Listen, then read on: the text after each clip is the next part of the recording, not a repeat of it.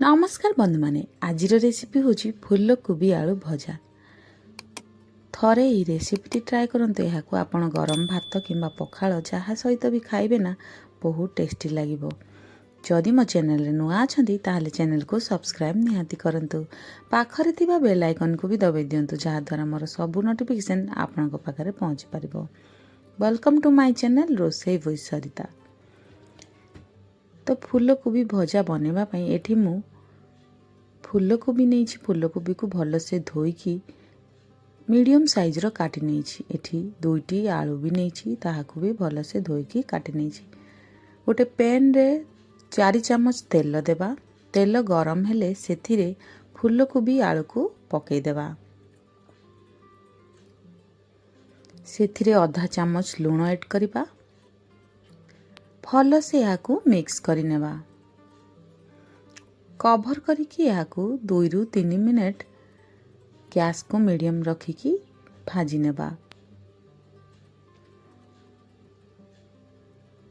तो एठी भलसे भाजी हैला परे देखंतु एठी फूलकोबी आलू भलसे भाजी ही गलानी। तो याकू आमे गोटे प्लेट को बाहर करिबा। मुठी देखि नउची परफेक्ट भाबरे सिजी जाइछि। तो याकू आमे बाहर करि नेबा।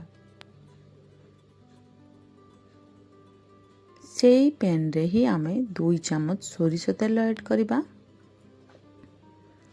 सेथिरे आधा चम्मच जीरा देबा।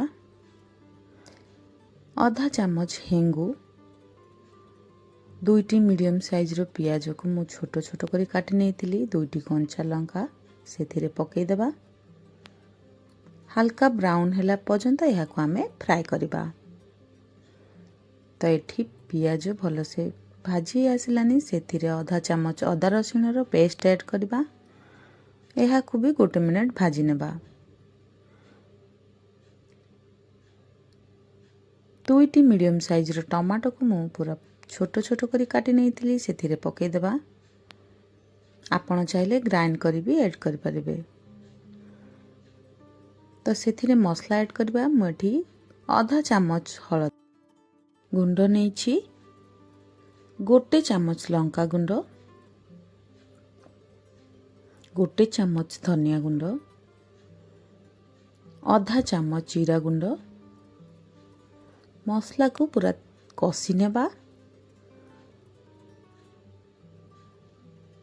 पियाज टमाटो भल से कषि हैला पर्यंत याकू आमे भाजी नेबा। तो सेथिरे आमे 2 चम्मच जेमिति पानी देबा। मसला को आउ गोटे मिनट फ्राए करिबा। तो एठी मसला भल से कषि ही आसिलानी। सेथिरे भाजी रखिथिबा फूलकोबी आलू को पकेई देबा। सेथिरे आधा चम्मच आमचूर पाउडर देबा। आउ आधा चम्मच लूण देबा। अल्प किछि कस्तूरी मेथी। फूलकोबी आलू को मसला सहित भल से मिक्स करिबा। तो याकू कभर करिकी आमे पुणी गोटे मिनट भाजी नेबा। सेथिरे किछि आधा चम्मच गरम मसला गुंड देबा। 2 ରୁ 3 मिनट याकू आमे मसला सहित भाजी हैला पर्यंत छाड़ी देबा। तो एठी 2 ରୁ 3 मिनट हे गलानी।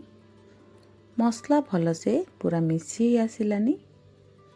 तो एठी गैस को आमे बंद कर देबा। आज रेसिपी केमिति लागिला कमेंट करने को जमारू भूलिबेनी। फेसबुक पेज रे देखुथिले चैनल को फॉलो करंतु। धन्यवाद।